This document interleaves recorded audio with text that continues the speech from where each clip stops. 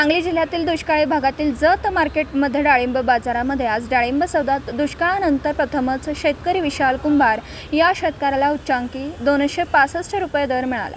त्यामुळे दुष्काळी शेतकऱ्यांमध्ये आनंदाचं वातावरण पसरलं। जत तालुका पाणी टंचाईने त्रासलेला या दुष्काळी भागात शेतकरी कमी पाण्यात जास्त उत्पन्न म्हणून डाळिंब फळ पिकवतो।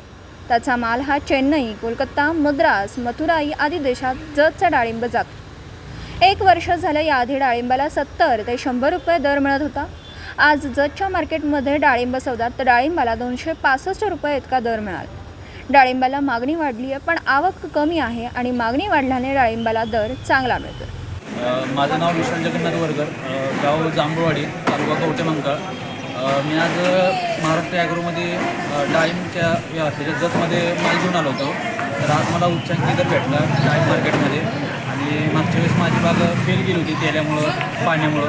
आणि ह्यावेळेस मी जरा उन्हाळ्यात मला पाणी टंचाई असल्यामुळं टँकरने पाणी बिणी घालून बाग जतन केली आणि मला त्याचं फळ भेटलं चांगलं आणि रेट बी मला उच्चांकी भेटला महाराष्ट्र ॲग्रो जतमध्ये कंपनीमध्ये। त्यामुळं मी आज सुखी समाधानी आहे। जत मार्केटमध्ये महाराष्ट्र ॲग्रो ट्रेडिंग कंपनी या नावाने दुकान आहे। तर इथे आज शेतकऱ्याचा दाजी कुंभार या शेतकऱ्याचा माल आलेला आहे। आजपर्यंत दुष्काळ आणि पाण्याची कमतरता असल्यामुळे माल म्हणजे मोठ्या प्रमाणात येत नव्हता, कमी पिकत होता।